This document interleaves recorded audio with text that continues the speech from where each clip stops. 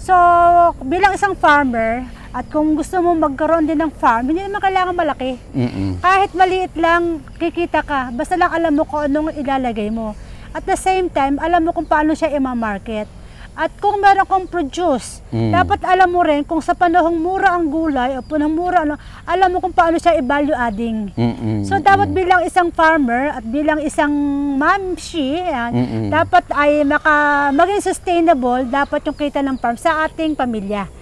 Dapat ay hindi natin sabihin na wala naman akong kinikita dyan sa farm, hindi naman yan, ganyan. Kasi hindi nila nakikita yung potential na pwede nyo gawin doon sa farm. Ang advice ko, mag-benchmark kayo na mag-benchmark sa may mga farm. Kasi doon ka makakakuha ng idea. Doon ka makalang, ay pwede pala yun, na pwede mong ipit doon sa iyong lugar kung anong meron ka. Kung anong pangangailangan niya pati. Yes, oo. Gusto mo bang matuto ng agribusiness, crops, livestock and poultry, aquaculture, at ma-inspire sa mga success stories? Agribusiness, how it works. As a YouTube channel, Agribusiness features entrepreneurs, farmers, organizations, OFWs, investors. However, beyond our usual content and official endorsements, Agribusiness does not engage in other business dealings with them. While our viewers and featured individuals and entities may choose to pursue business deals with each other on their own, we encourage them to be cautious in doing so. Ako marami din mga paugat-ugat kasi gusto kong punuin yan ng mga flowers soon. Yeah, may mga ano pa ako dyan, papaya, seedlings. Ito sir yung aking minarkot na cinnamon. So ayan na yun. Okay. Nung tinanggal ko yung pagkakamark, puro ugat na yun. Tapos tananim mo na. Ito kasi nabenta na, binabayaran na ako rito. Ayan. Ito pa rin yung kanyang ayan, nakamarkot siya. Galing, no? O, diba, sanga-sanga, 500. Kung magtanim ka ng marami muna, ma'am, bago ka mag-markot ng mag-markot. Ay, kasi kailangan ko na rin putulin yung Pero yung itong isa, itatanim ko para another mother siya. Another mother At tree. 500 minimum yun nakakabenta ako, ay 700, nakabenta ako ng 1.5, depende sa taas. So, hindi mo kailangan ng puno lang. Magandang puno lang ang kailangan mo para ikaw ay makapag-propagate. At itinuturo ang propagation sa agri-crop. Okay, ma'am, propagation. Ma'am, before tayo pumasok, may itanong ko na yung gusto kong itanong sa'yo. Total, ikaw expert sa production. Pangarap ko talaga magtanim ng bayabas. Okay, yung pink guava. Wala nga akong makuha na. Meron akong native na bayabas dyan. Ay, speaking of, asan yung buto ko na pink? Nasa ref pa. Yung galing Leyte. Okay, ma'am. So, bigyan mo sa akin, aking native yun. Native yun. Native yun? Oo. Marami akong native. Ang gusto ko yung pink na yung... Na malaki? Oo. Meron. Kay meron ako isang tema. Shout out kay Mayor Hizon ng Pampanga. Ayan. Sir Jomar Hizon. Meron siyang pink guava na malalaki. Okay. Anyway, at yung tanong ko ngayon, may advantage ba kung native na pink na maliit o native na malaking guava? Ano ang mas maganda for you? Pareho po natin pagsasamahin yan. Kasi gaya sinabi ko, yung native ay mas resistant siya doon sa mga bagyo, sa mga hindi siya basta-basta na-apuro. Kaya nitong aking ito ay native, supsupin. Dinugsungan natin siya ng RR. Nakadugso yung RR. Gagawin natin yung rootstock, yung native. Okay. Tapos idudugsun natin yung bagong variety. I see. So, yan. So, kung ma'am, let's say, ginamit mo yung native as rootstock, then, grinaf mo siya, dinugtungan mo siya ngayon ng pink na bayabas na malaki. So, bubungo siya ng malaki na bayabas. And, resistant siya, matibay siya, kasi nanggaling siya sa native. Ma'am, dun sa bunga naman, okay, ano sa tingin mo ang mas marketable? Ang native hindi naman nabibili sa palengke.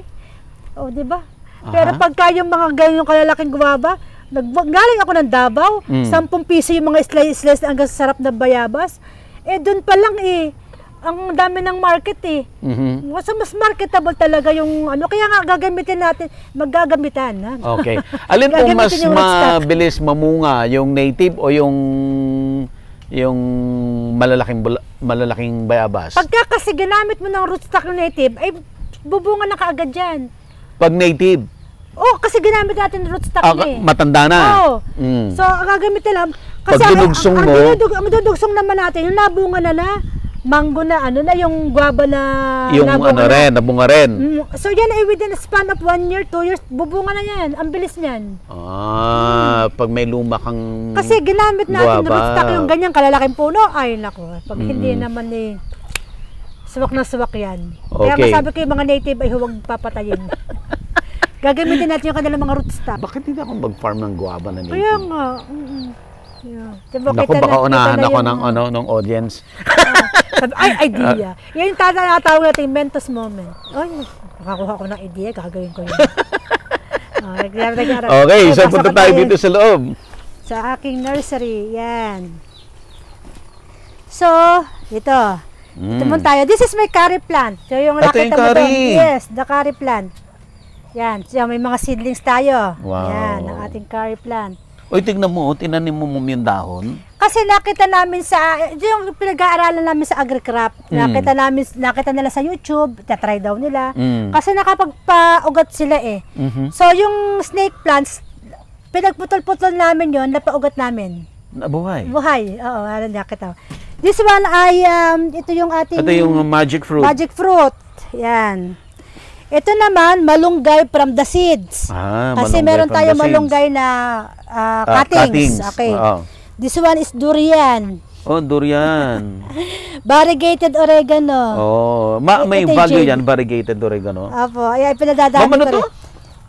Jade. Succulents. Okay. This one is sage. Ito yung sage. Yes. Anong gamit ng sage? Ginagamit pero hindi ko pa nagagamit siya sa cooking. Ganyan ko pa lang kasi ang nagkaroon. Pero this one is stevia. Ito yung stevia. Tikman mo yung dahon, sir. Tikman mo yung dahon. Tika, yung isang dahon. Pwede bang, pwede ko bang i-ano to? Sige, tikim mo yung dahon. Dahon. Tikim kayo, dahon. Tikim, hindi nakakaano yan, hindi nakakalason yan. Matamis. O, di ba? Tikim nyo, tikim-tikim. Tikim-tikim dyan, yung dahon. Matamis. Pero may bite din. This one mint. O, tikim-tikim din, sir. Tikim-tikim. Dalawa dapat yung mint. Yan ay peppermint. Ang wala ko yung spearmint. Mas mahanghang yung spearmint. Yung spearmint. Yan, tikim din, sir. Yan yung pag wala kang dalang toothpaste. Oo, ito na.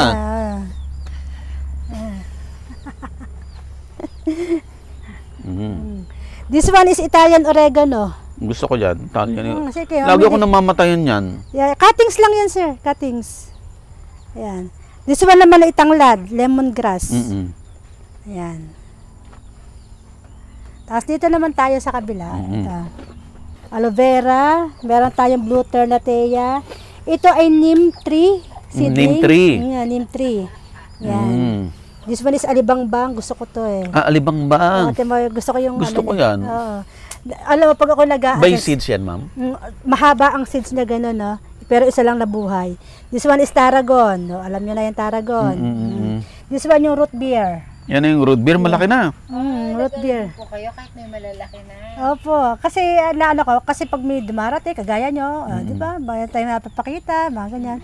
So, ito yung from seed. Ito yung snake plants, pinopropagate nila through cuttings. Seed, ano yan, leaves. Tapos kung makikita nyo, itong aking papaya, tatluhan to eh. Ito, tatluhan to. Bakit po? Gagawin ko siyang in-arcing. Nakita ko yan sa tatlo siya, 4 pa nga are. So pag didikit-dikitin ko yung puno niyan, para mas siya, sa resistant siya, hindi siya, kasi minsan pag bumabagla, tutumba, para 3 ang source niya ng nutrients. Kasi isa lang yung so di ba? Nagagamit natin yung ating mga papaya. At tama yung aking namulaklak na yung gumamela. Kaya na buko pa yan eh. Ayan. So ito yung ating seedling ng coffee. Ayan. Coffee. Ayan. Ito yung aking mga kalachuchi. Tapos ito yung aking lettuce. Pak choy po ito. Pak choy. Ito yung meron ako dyang sili. Ito yung pak choy na pwede na siyang 2 to 3 true leaves, pwede na siyang i-transplant. Ayan po. Itong dalawang ito yung falls. Pag 2 to 3, pwede na siyang i-transplant. Ayan. So, talaga. Kasi ito yung aking dinadry ko na talong. Oh, bakit? Kasi nakita ko doon sa ang dami ko kasing reject. Sabi, mga uod, yung iba hindi naman lahat. So, ang ginagawa ko, hindi ko nga na lahat, dinadry ko siya. Alam nyo, yung ibang yung ginawa ng iba doon sa nung maluto niya, para siyang kabuti. Yes. So, ito yung one way kung paano natin ipoprolo, magagamit lahat yung ating mga tanim, hindi puro tapon. Diba? Kita nyo, tinapon yung kamatis, itinapon yung mga kasi nga, akala nila puro reject na, o iba hindi mabili. Ating gawa ng, tinatawag ito yung value addition. So, iba-value adding natin yung mga gulay, prutas na pwede pang makain. Ginawa ko tong mohos. O, diba? Talong mohos. O, diba? O, naka-vlog sa akin yan. Talong mohos. O, diba? Mas masarap pa sa patatas. Oh, talaga? Yeah. Tapos ito naman, ito yung Ito na yan. ng mga estudyante natin. So, nag-propagate sila through leaves. This is Ladies of the Night. Ito yung mga bunga bulaklak sa gabi. Yeah. Ito pa yung pwede mong ilagay doon sa notebook. Ay, hindi. Tapos mag-uugat. Tama siya, ito yung sample ng nag-propagate tayo through leaves. Pinutol-putol lang natin yung stake plants. Ayan na siya. Oh, So, I see. kung meron kang stake plants at ikay nagsasawat iisa, pag putol-putulin mo, dadami siya. Diba? Kaya nga lang, sabi ko nga, ayan bakit pag siya tumubo na, hindi na siya kulay, may dilaw sa tabi. Ano po yan? Siguro paglaki pa niya. Sige nga, ating yan. So, ginagawa nila, ito yung stake plants nila na bilog, ito yung katakataka. Ito yung makikita mo dyan, inatubo na siya sa dahon. Ayan. Katakataka yung sinasabi ko na iniipit sa notebook o kaya sa libro. Tapos natubo siya. Ayan, nagkakaugat siya. Nagkakaugat. Kaya siya katakataka. So, ako na-interview din dati yung dumabi dahil sa dahon. Kasi sabi nila, iba yun na. So, hindi akala nila kasi ay ang propagation ay through seeds lang, cuttings, hindi nila alam, pwede palang dahon. Pwedeng dahon. So, ganyan. So, ini-experiment natin ng mga estudyante natin yan. Ay, ito papakita ko. Ito yung tinatawag kong broadcast sowing. Ito naman, dati pa itong buto sa picture ito. Pero ito, igaganyan ko lang siya, yung buto. 2 to 3 days, tutubo na siya. Saka ko naman siya itatransplant, ipiprik papunta doon sa seedling tray. Seedling tray. So, ito pwede nang i-break to? Ito, pwede na po ito. Yeah. Ito kasi natira doon tumubo uli ng akin nilagyan ng binasa ko. Pero ito, siguro, hindi maganda ang propagation itong seed na to. Ang kagandahan ng broadcast sowing, ang naranasan ko kasi dati na nag-seedling ako isa-isa. Direkta. Only to find, naka 50 akong trays. Only to find out, hindi tumubo. Kasi hindi na pala maganda ang germination. Maganda pag ganito, nalalaman mo agad kung tutubo siya o hindi. Para hindi sayang ang pagod. Ang pagdidilig, isa rin lang didiligin mo. Hindi yung 50 tray agad ang didiligin mo. So, mas madali sa amin yung ganito. Tsaka nakikita namin, alam ba yung seed na maganda ang tubo at merong seed na hindi maganda ang tubo. Kasi merong seed na pangit ang ugat. Putulong ugat. So, dito malalaman, mapipili mo pag transfer mo sa seedling tray. Practical. Yes. So, ito yung aking mga potting mix. Ito ay, meron akong carbonized rice hull, merong ipa, meron akong vermicast. So, kailangan ilaging buhaghag para yung aeration, para maging porous siya, para yung ugat niya, madali siya mag-penetrate. Yes. Ang ginagamit ko usually ay soilless media, hindi ako gumagamit Hindi ka ng gumagamit soil. ng soil. Kasi ang soil ay may bacteria. So, ginagawa ko ganyan, para maganda ang tubo niya, hindi siya magkakaroon ng bacteria galing sa soil. Unless na lang isangag mo yung soil, pero hindi na. Ito na lang ginagamit. Yan. Carbonized rice hull, CRH, tsaka vermicast. vermicast, tsaka ipa. and ipa. Pag, Ilang percent? 1/3, 1/3, 1/3? Depende kasi. Pagka ornamentals, mas marami ang ipa ko. Oh. Yes. Pagka naman yung mga seedling na gana, mas marami yung vermicast. Paano kung puno? Puno, ang suggestion na iba, dapat lupa na Lupa pero, talaga. Lupa talaga. Pero ako, ginagawa ko, kung maliit pa lang, nilalagay ko, tapos saka ko na lang siya itatransfer sa malaki. Lupa na. Lupa na. Palalaki. Ate mo nang ikikrib. Ayan. Okay. So, ito yung, Ayan ang bundok, lumabas ito na. lumabas na. Pero yung banahaw, hindi pa nalabas. Ito yung ano pa yung bundok na to? San Cristobal. San Cristobal. Tapos yung banahaw. Doon tayo sa paltok para makita natin yung bundok. Ang galing ng business ni ma'am. Farm school na home base. Ayan. Dito tayo sa second floor. So, ito dati ay wala. Pinagawa ko to. Ito ay accommodation. Ayan. So, nabakbak ipagawa ko pa. So, meron tong Pinagawa dalawang pa. Ayan. Merong Para sa mga estudyante. mga estudyante, teacher. Kasi may nag-ano to mga teacher. Mga nadistino dyan. So, Opo, dito sila. oh. Mas gusto nila nito kasi mas safe daw sila. Ayan. Ayan. Ayan. Tapos dito naman tayo. Ayan. May pangalaan ng mga tambak dito. Ayan. Meron ako ditong, ayan, yung rodeo. Ayan. Meron ako ditong mini. Gusto magkape-kape din eh. Ayan. Oo. Meron ditong, ayan. Gusto mag-ano dito. Ayan. Ito. So, nakikita pa rin yung Ganda. farm. Farm pa rin. Ayan. Ang ating ano. Ito dati walang mga bubong, pinalagyan ko na lang ng mga bubong. So, nakita natin yung ating farm. Ayan, pwede magkape-kape rin dito. Tapos dito naman tayo. Ito yung another hall. So, nagkakandak din ako ng klase dito. Ayan. So, ayan ang ating mga lamesa. May projector na sarili. Ayan, meron dito. Ayan. Ito pa rin dito. May electric fan, may ilaw. So, kita pa rin natin yung labas. Ayan. Ganda. Ayan. Ang ating ano. Perfect farm ito. Hindi kailangan Ayun, yung super laki. masalukot. Kita na yung masalukot doon. Yung isang mountain. Ayan. So, nakikita yung tatlong ano sa akin dito. Gitna yung Banahaw po. banahaw. Tapos meron tayong little kitchen dito. May ref, may CR. Yan, may Para sa kitchen, estudyante rin. estudyante rin. Gusto nila mag-ano. Lagumam ng ano mo, pandan. Gusto nyo, magdala. Ayan, ganun. Para sa rice. So, meron pa, may tambak pa rito at ginagawa pa nga yung hindi na matapos. Wala po silang klase.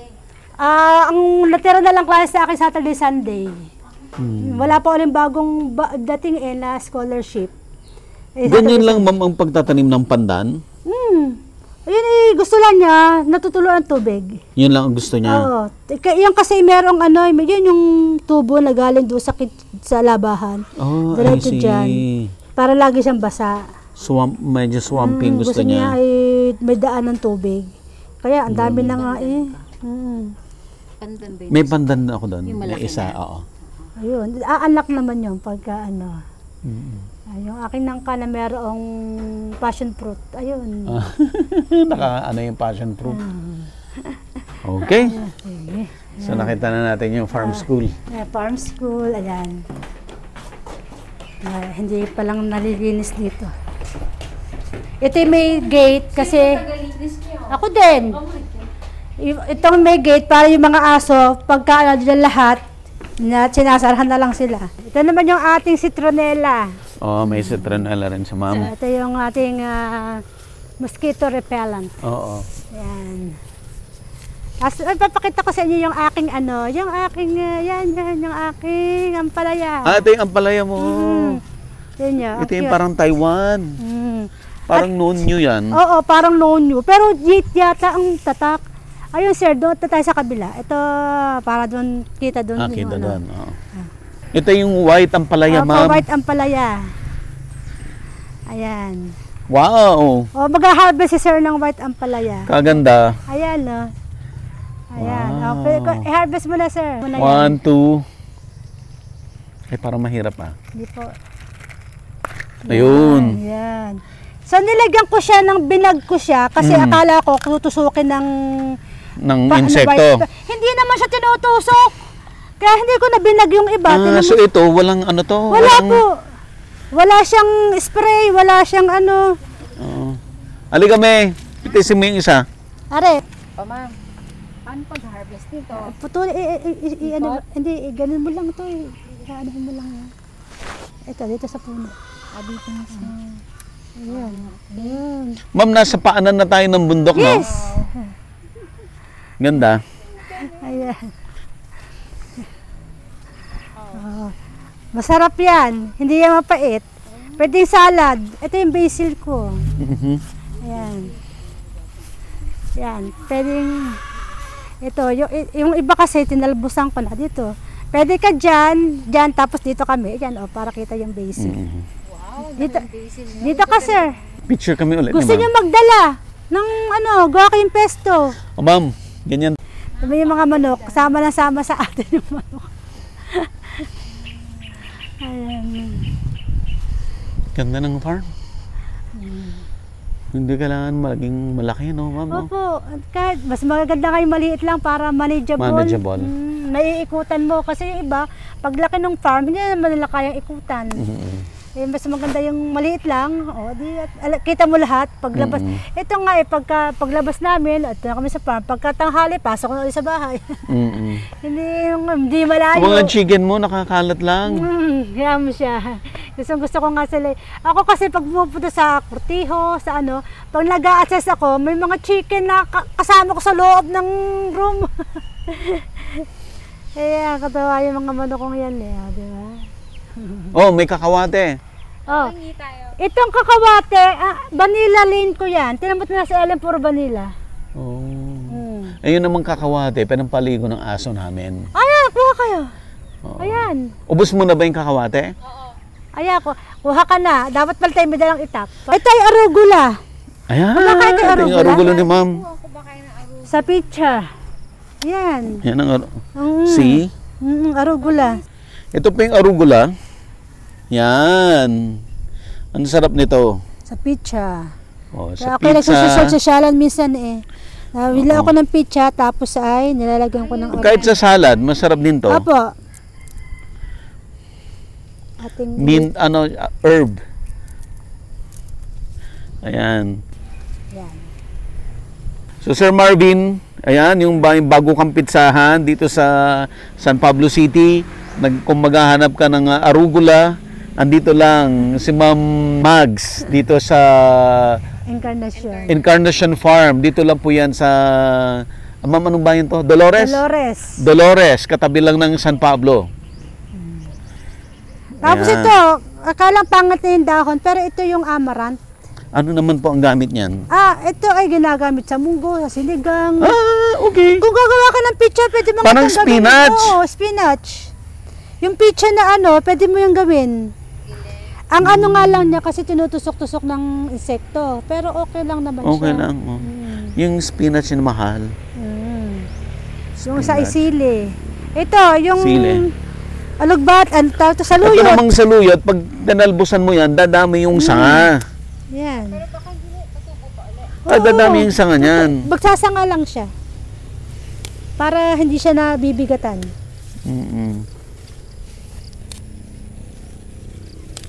Tapos tinamnan ko ng kangkong yung paligid. Pwede ka na magbulang lang, ma'am. Ay, yung may saluyot. Dininding. Ay, kahit nga po, pang substitute kayo sa malunggay, sa Okay. Ayan. Ito masarap to. Arugula. Magbili na kayo ng pizza. Ayan. So, wala na tayong Ikot na natin, ma'am. ikot na natin. Ito yung aking bluter na teya. So, dito, ito yung aking mint. Yan. Yung palibot na yan, yung kakawatan na yan ay puro vanilla yan. Vanilla. Ito pa rin yung ating stevia. Yan, aloe vera. Ay, magdadala kang seedling. Oh, ma'am. Ay, Tara. kung wala na tayong di-discuss, mag-closing na kami naman doon. Okay, ma'am? Okay, tara. Mag-closing tayo dito. Okay. So, bago tayo mag-close, gusto kong magpasalamat kay Ma'am Mags Encarnacion dito sa Encarnacion Farm. Dito po yan sa Dolores, Quezon. Napakalapit lang sa San Pablo. At super productive yung kanilang farm. Madaling i-manage. Hindi kalakihan. Hindi nakaka-intimidate. May laman yung farm. Very practical. Yes. At higit sa lahat, ang dami nating natutunan kay Ma'am Mags na tips paano ba kumita ang isang farm. No, ma'am? Yes po. Ayan. So, ma'am, to wrap up yung story, yung pinag-usapan natin, ano po ang mensahe na pwede mong ibigay dun sa mga audience natin? So, bilang isang farmer, At kung gusto mo magkaroon din ng farm, hindi naman kailangan malaki. Kahit maliit lang, kikita ka. Basta lang alam mo kung anong ilalagay mo. At the same time, alam mo kung paano siya i-market. At kung meron kang produce, dapat alam mo rin kung sa panahong mura ang gulay o panahong mura, alam mo kung paano siya i-value adding. So dapat bilang isang farmer at bilang isang mamshi, dapat ay maging sustainable, dapat yung kita ng farm sa ating pamilya. Dapat ay hindi natin sabihin na wala naman akong kinikita dyan sa farm, hindi naman yan, ganyan. Kasi hindi nila nakikita yung potential na pwede nyo gawin doon sa farm. Ang advice ko, mag-benchmark kayo na mag-benchmark sa may mga farm. Kasi doon ka makakakuha ng idea. Doon ka makalaw, ay pwede pala yun, na pwede mong ipit doon sa iyong lugar kung ano meron ka. Kung anong pangangailangan niya pati. Yes, oo. Kaya nga sabi ko, doon gusto rin maging farm school o gusto rin maging learning site, wag muna kayong maglagay ng business. Mag-benchmark muna kayo. Benchmark.